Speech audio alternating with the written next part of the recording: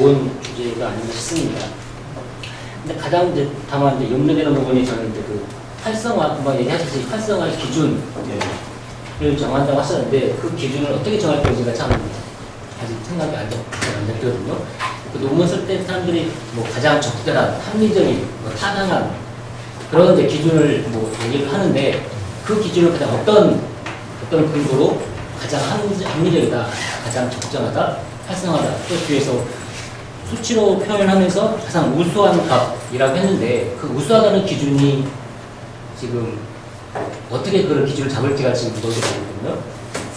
근데 제가 말씀드려도 되죠. 저는 아직 몰라. 그건 아직 몰라.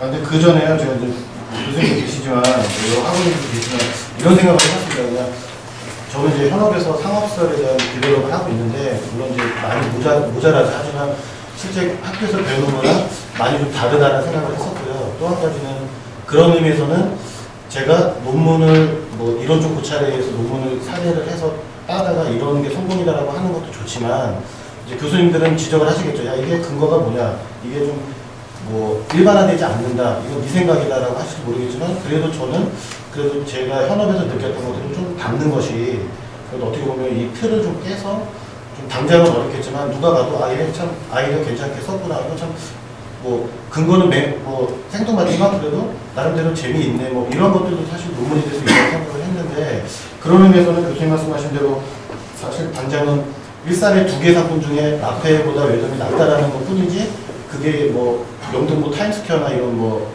디큐브시티 같은 애들보다는 높다라고는 말할 수 없는 게 또 현실적인 거기 때문에 어떻게 보면 이제 일산 지역에 국한된 거로 앞단에 좀 해지를 좀 하고 일단 그 형태가 같은 이제 2가지 스트레이트몰이라고 하는 2가지 상품 중에 그래도 이렇게 했더니 얘보다는 좀 낫더라라고 하는 그런 의미로도 충분히 의사전달이 되지 않을까 싶은 생각은 좀 있습니다. 네. 일단 그러면 이제 대상이 2개인데 그러면 라페스타보다 외도움이 더 좋기 때문에 어떤 그 기준이 라페스타가 되는 겁니까? 또 라페스타가 결코 실패했다는 사례는 아니잖아요. 이게 라페스타보다 낫다고 해서 그걸 우수하다고 할 수는 없는 부분이기 때문에 어쨌든 물론 이제 그 학술 논문이라고 해서 단순히 이론적으로 끝나지 않고 나중에 어떤 실무적으로 도움이 되는 그런 논문이 가장 어떤 실용적인 논문이기 때문에 그런 점에서는 실무에서 많이 하시기 때문에 그런 실무에서 어떤 생각되는 그런 기준 그걸 이제 많이 좀 넣어서 그런 이제 합당한 그 기준을 좀 넣으실 필요가 있는 것 같고요. 그리고 이제 교수님 범위를 좀 넓혀야 돼서 상품 범위를 넓히라는 말씀 이해를 해야 되나? 꼭 그건 아니고 뭐가 될지 모르지만 기준을 좀 다른 사람에게 논리적으로 설득할 수 있는 그런 기준을 잡는 게 중요하다는 거고 구체적인 사항으로 그 데이터는 구독이 가능한 건가요? 사업 수익이나 임대료 매출 이거에 대한 데이터. 예, 자료는 해당에서 근무했던 시행사 CNM이라고 하는 개발회사 청원 쪽에서 지금 그 담당자들을 통해서 사업 시행 이후에 그런 수치들이 다 임대료나 임차료는 가서 제가 직접 확인할 거고요. 사업 수지라든가 그때 사업 준공 이런 것들에 했던 사업 수익은 그런 것들은 이제 담당자들하고 인터뷰 과정에서 제가 도출을 하고 지금 이제 사업 수익이나 임대료나 매출이 높으면 일단 그 2개를 비교해서 저희가 웨스턴도 더 낫다 이제 이렇게 되는 거죠. 활성화되어 있다. 그렇죠. 사이트가 비슷한 그러니까 바로 이제 길 하나 사이로 연결이 있는 거잖아요. 그리고 그거에 대해서 이제 내방객들한테 물어보잖아요. 여기 왜 오냐? 왜 저기보다 여기를 더 그렇죠. 좋아하느냐 해서 이제 활성화의 뭐 계획이랄까? 활성화의 방법을 찾는 게 논문의 칼이잖아요. 그렇죠. 그래서 앞으로 상업소에 공급하는 사람들도 그렇게 좀 가야 되지 않을까. 그러니까 이제 활성화 됐냐 안 됐냐는 결국 이제 그게 돈 들인 사람들, 투자하거나 거기서 이제 돈을 들여 장사하는 사람들의 이 데이터를 가지고 검증을 하는 거고, 그다음 왜 여기를 더 절게 사느냐는 내방객들에게 물어보는 건데, 지금 사실은 그 시합 운영자하고 소비자는 따로 분리해서 볼 수가 없잖아요. 그러니까 우리가 객관적 지표로는 예를 들어 뭐 이게 실제로 비교 가능해서 이쪽이 더 수익이 낮다라고 나왔다 하더라도 그 활성화 정도에 대한 이해는 이 소비자들이 보는 것 외에도 샵 운영자들이 볼 때는 아 여기는 이래서 더 잘 되는 것 같다 뭐 이런 또 자기들의 판단도 있을 수 있죠. 그러니까 지금 그렇죠.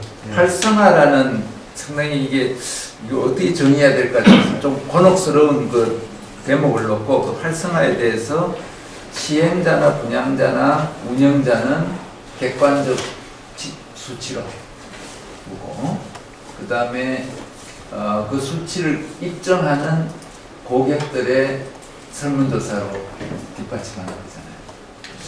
그러면 제가 본 논문 중에요. 그 홍대 오승영 교수가 쓴 그 도시학회 논문이 있었는데 앞에가 최초 공급될 때는 그 앞에가 짧고 4m로 짧고 뒤에가 뭐 16m 이렇게 길게 모습이 됐다면 외도는 대로변을 노출되는 면이 8m고 뒤로 4m 이런 식으로 좀 모양이 바뀌었는데 그런 게 임차인들이 좀 더 장사하기 좋다 뭐 이런 쪽으로 이해를 해도 되는 그러니까 임차인들의 무슨 요구도 있었을 것 같거든요. 임차인들도 적응해 나가는 과정이 있었을 것 같거든요. 예. 그 만약 활성화라고 우리가 좀 모호하지만 존재를 한다면 그래서 저는 이 대목에서 전적으로 소비자들만 의견을 묻고 그렇죠? 아, 그렇죠. 예.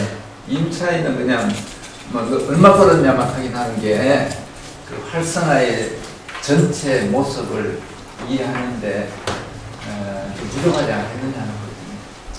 설문을 좀 제가 좀 말씀드리면 원래는 저 사사분면 중에 공급자 위주 그러니까 지금 박태수 씨가 하신 일이 있어서 그런지 공급자가 생각하는 활성화 요소를 연구 주제로 집중적으로 생각을 했어요. 그래서 그 얘기를 듣고 야 그거는 지가 만들고 팔아서 잘 팔고 넘어가면 끝이고 그 다음에 얘들이 망하든 말든 그건 관계없는 거다.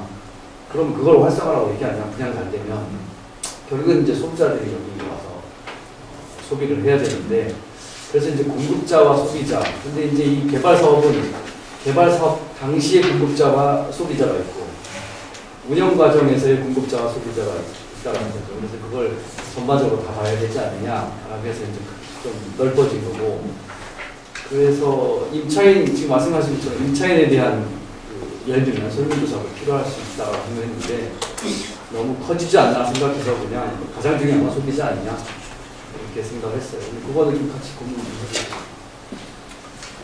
뭐 재밌을 것 같아요. 네, 재밌을 것 같고 하나만 더 보태면 이게 웨스턴돔하고 라페스타가 그 자체도 있지만 그 주변의 여건이 공교롭게 오게 뭐 길 하나 사이긴 하지만 또 약간 뭐 동선이나 이런 게 달라졌을 수도 있잖아요. 이후에 그러니까 외적 요인이 있을 수도 있는데 그걸 이건 전부 내부적 요인에 의한 거고 소비자만 이제 외적 요인을 포함한 건데 이것도 좀 한번 고민을 해보셔야 될 것 같아요. 우리는 소비자한테 설문조사 할 때 그런 물리적인 입지, 뭐 상가의 레이아웃, 뭐 이런 것들도 다 들어가야 되지 않나. 테크노미스 같은 것도 그런 것들을 소비자에게서 끌어낸다면 지금 말씀하신 건 들어가지 않을까. 지도 교수님 잘 괴롭혀드렸어. 좋은 논문 기대하겠습니다. 괴롭히죠. 예, 20분 룰에 따라 잘 왔고요. 일단 선아 씨, 연수 씨 그런 순서로 하면 되죠. 그 다음 저쪽, 그리고 나머지 이제 늦게 오신 분들, 늦게 오신 분들.